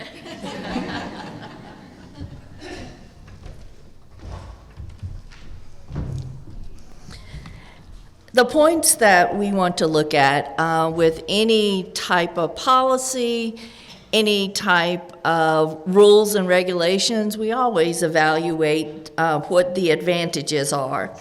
So the advantages include tribes have the absolute right to determine which research takes place. And we own that. We are the people, so we control who is entering our spaces, and institutions of higher education need to understand that. We need to look at tribal research protocols. So university employees need to know what is the protocol for engaging with tribal communities. The third thing is to make colleges and universities accountable to the actions of their employees when they're visiting Indian country. I think Rufus may have mentioned it about knowing the community, knowing where you're going. Understand what those cultural protocols might be. Do not make assumptions. Always ask. There's nothing wrong with asking. The fourth thing is with having tribal consultation policies in place is it minimizes the possibility of litigation. And that is something that is, very prevalent in our world today. Let's sue, let's do this, let's use the legal system to probably solve things that could have been done if you had followed proper consultation policies and rules. And then the fifth thing that Sam wanted us to share with you is by having tribal consultation policies in place, it really does optimize the opportunity for true collaboration. And that is so important in everything that we do, that we have true collaboration. But we also have challenges. And some of those challenges could be that they may not always apply to all forms of engagement besides research. The second thing is it's unclear to what extent such policies can deal with intellectual property rights. And I know that is a very big concern in today's world of what does intellectual property, what are those rights? How does that apply with our language? How does that apply with some of the other cultural traditions, et cetera, that we may have? And it's so important for us to try to focus in on those things, but it can be a challenge. And lastly, some of the researchers, this is their argument, that it is infringing on their academic freedom.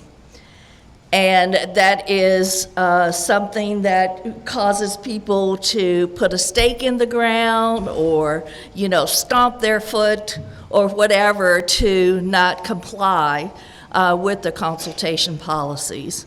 So those are things for all of us to be aware of. So you might ask, what next? Well, tribal leaders can always say no. Whenever they're approached, they can always say no. Tribal leaders and citizens can petition institutions of higher education to develop tribal consultation policies in collaboration with tribal nations. And finally, tribal leaders and citizens can challenge state policymakers to pass legislation mandating tribal consultation policies at all public institutions of higher education. We have many in the Commonwealth of Virginia. We would love to see a consistent, passionate effort to develop some of these tribal consultation policies. And as Sam number 1 mentioned, the tribal consultation policy with VNHE is committee is so important. And putting all of the heads together, that's one piece of it. Now, the next step is how do we get the leaders of the institutions to be engaged? So if you work for any of those institutions, you go to your manager and ask, what is our tribal consultation policy? If they say, I don't know, you can say, well, let's see if we can find out. And you keep going and you keep chipping away until you get to the top, because that's where it all resides. And one of the things that I wanted to share, and this was out of a book entitled The Rights of Indians and Tribes, 5th edition, by Stephen Pivar. He stated, the importance of consultation cannot be overstated. It is a critical part of the trust responsibility. Words that you've heard this morning by many people, trust responsibility, and that it should not be minimized, etc. So that if you do not have that book, I want to encourage you to get it. I'm not trying to sell books, but it is a very good reference book. It is The Rights of Indians and Tribes, 5th edition.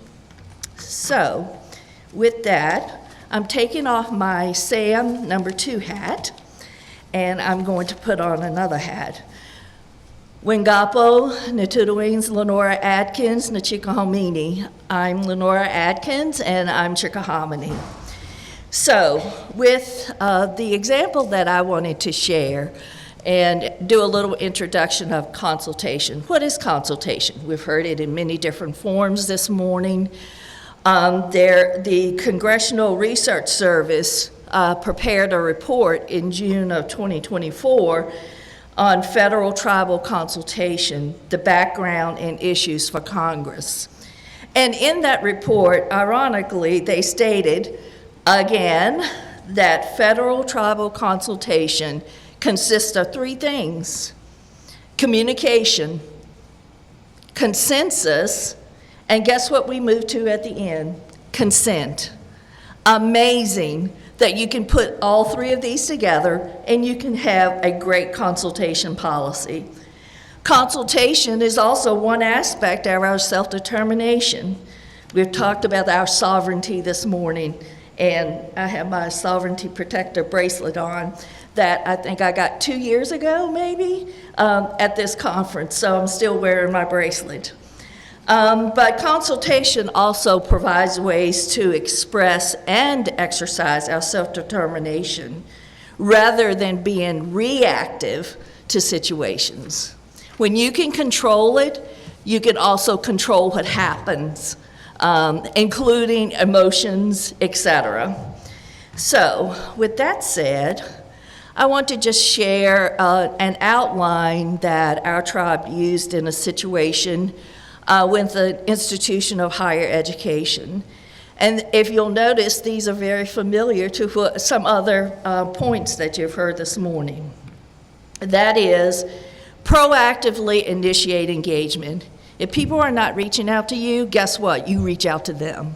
You make them talk to you. Do whatever is necessary to have some type of communication. We should set the terms for tribal engagement. Exert our sovereignty. It's a leadership to leadership relationship. It's not staff to leadership. It is leadership to leadership.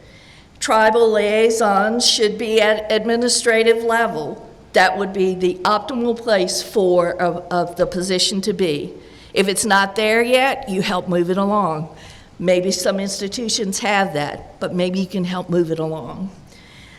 Clearly stating when engagement should happen, clearly establishing tribal priorities for engagement.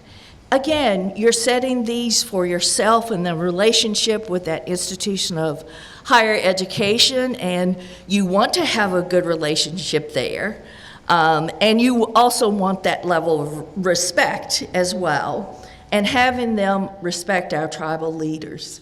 It is so disappointing to see how our tribal leaders are so disrespected.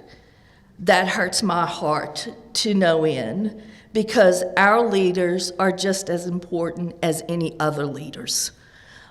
So if you can carry that mantle, that would be great.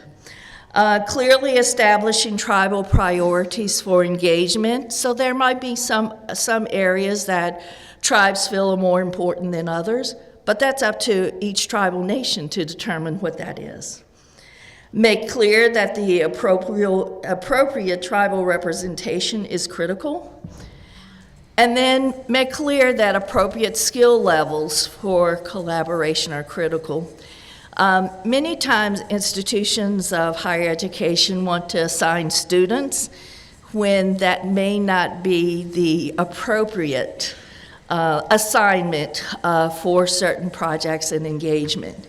So we want to be certain that our request, our needs, our desires are being met at a level that any other country or the United States would be met. It is very, very important. Establish or set tribal summits. Hey, we could do that. You know, we've talked about that. Let's bring everyone in the room. What's wrong with that? Let's get around the table and talk. Table is a theme today. And Jerry's going to talk more about that table. You can establish ongoing communication, which is a very important part of the relationship. So understanding the relationships. If you're dating someone and you only talk to each other once a week, what kind of relationship are you going to have? Okay, so maybe you'll talk 2 or 3 times a week. Okay, well then they pick up the phone and call you, you call them. You're developing a relationship, and consultation is about a relationship. You determine what type of relationship you want to have, and eventually we can train our institutions of higher education about the importance of that relationship. So, in the theme of ongoing communication, it means to keep talking. The best place to have that conversation is at the table. Sometimes the best decisions are made at the kitchen table. I invite you to join Jerry to have a seat at the table.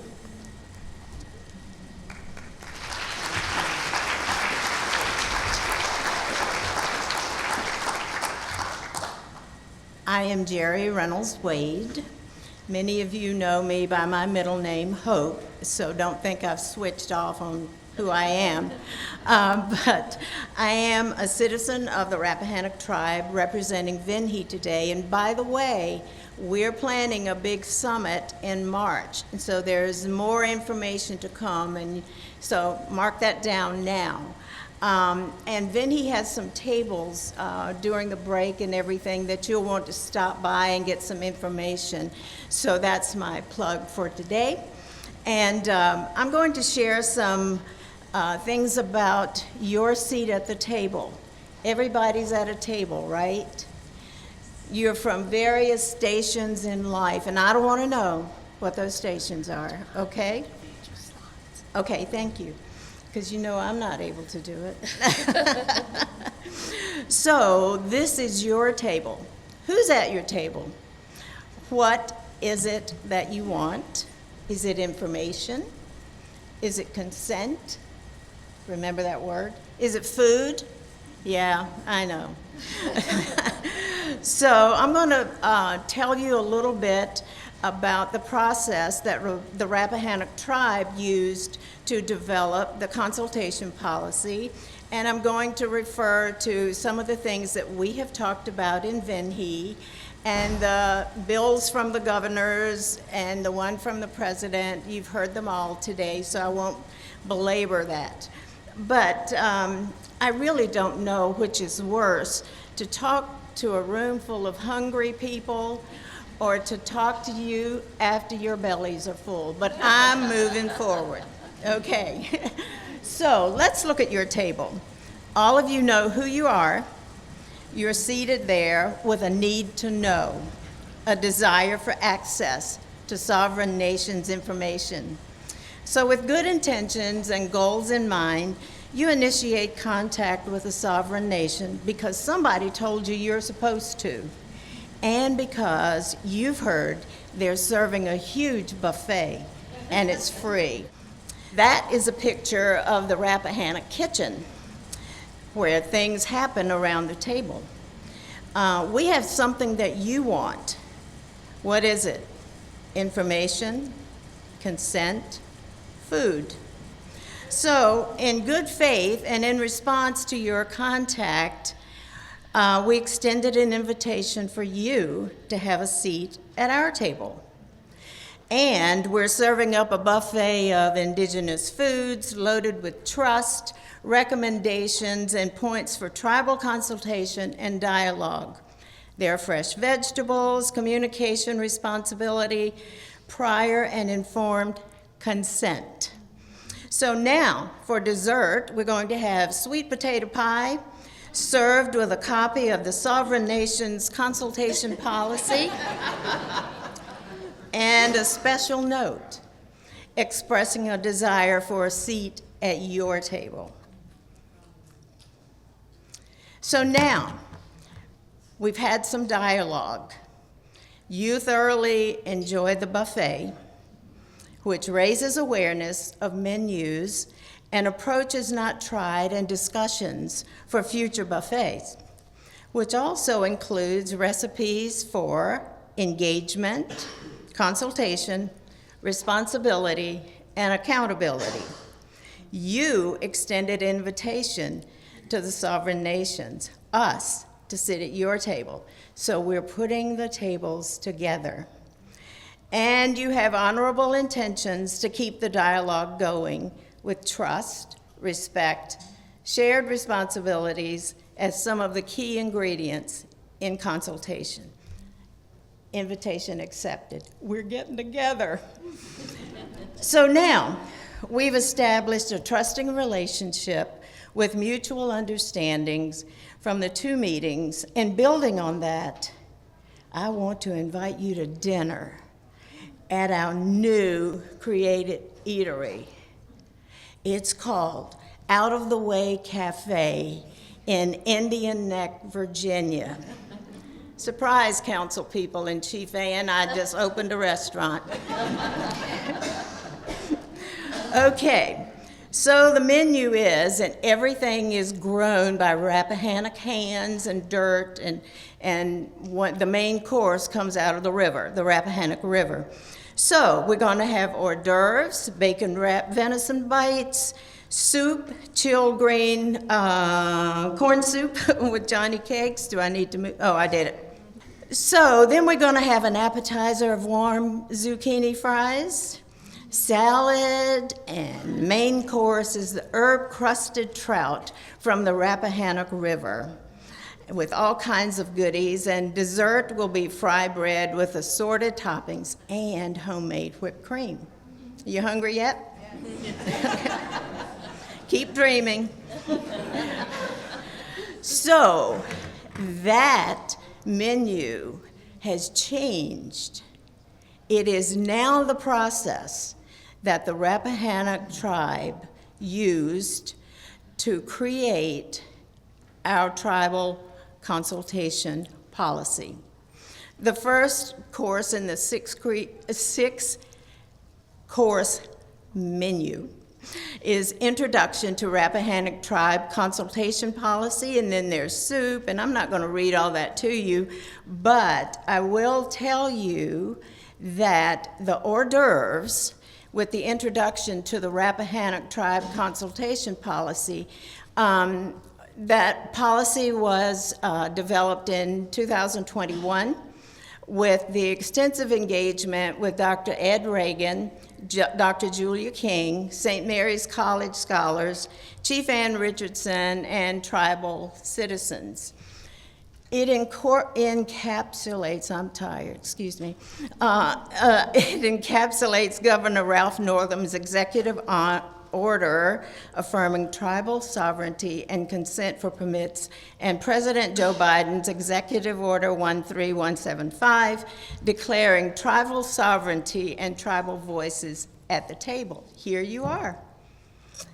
You've come together, and you know about the context that is needed for consulting parties to adequately consider the tribe's perspective and relationships towards any proposed project.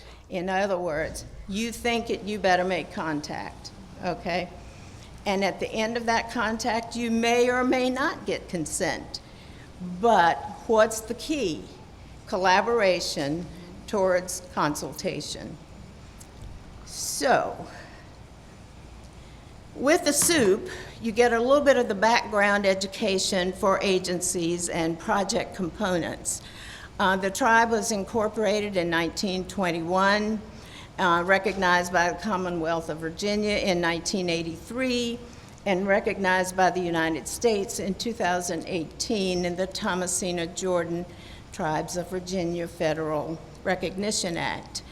Our service area is comprised of King William, Caroline, Essex, and King William counties. Our themes include things that are important to us: traditional watershed along the Rappahannock River, because we got to get those fish. The Rappahannock River is, important to tribes' history, traditional cultural practices, and connection to the land. Rappahannock means the people who live where the water rises and falls. You like appetizers? Okay, here we're going to have some good ones. It makes you hungry for the main course, right? Sets the tone for the meal, and it's the essence of our policy. These are Rappahannock's expectations. You know what's expected of you up front. Life is about communication. Communication is consultation.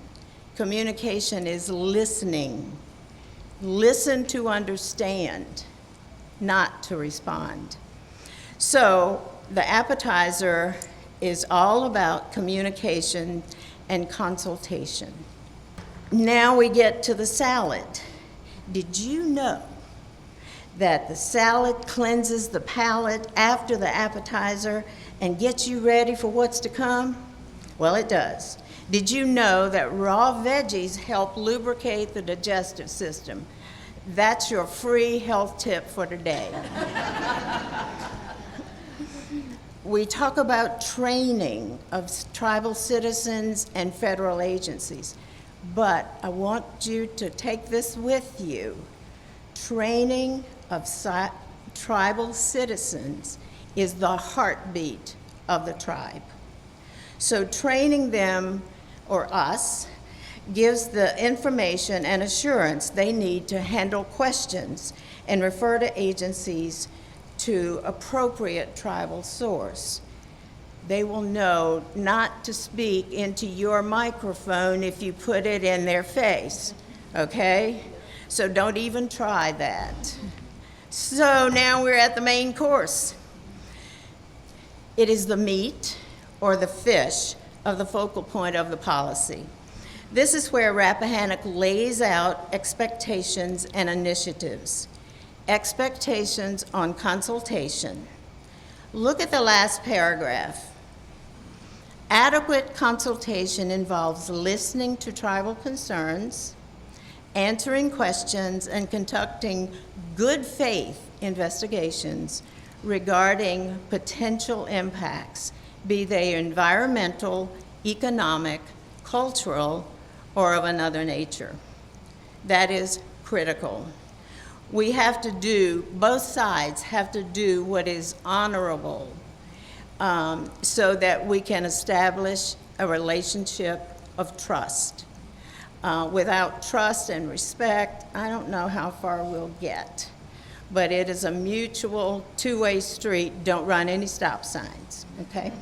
So the main course continued with state and local government engagements with Rappahannock. You've heard about state and local governments and engagement and consultation all day. Does it tell you consultation is important? Yes, it is. So engagement, consultation, as pointed out, there is a distinction. Both are critical in setting policy. We're a friendly, warm bunch and always ready to break bread, especially over projects that have the potential to affect the tribe. There are 3 initiatives that are important for consultation, and they are, no matter what.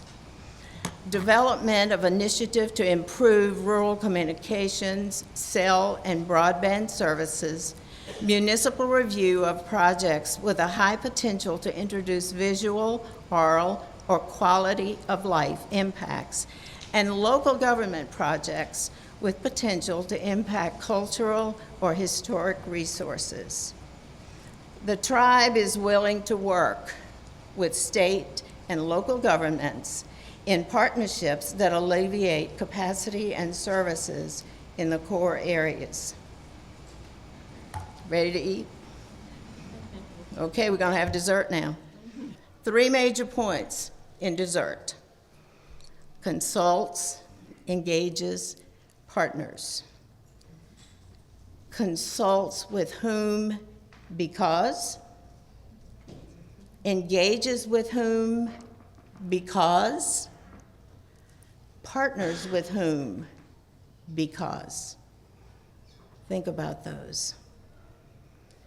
So in closing, our Secretary of the Interior gives us hope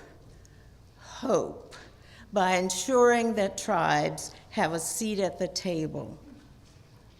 I'm not going to read it to you, but I want you to take it with you. It is who we are, supports who we are, and we need to live up to it on our end and develop that trust and respect and consultation. Have a good lunch, a real lunch.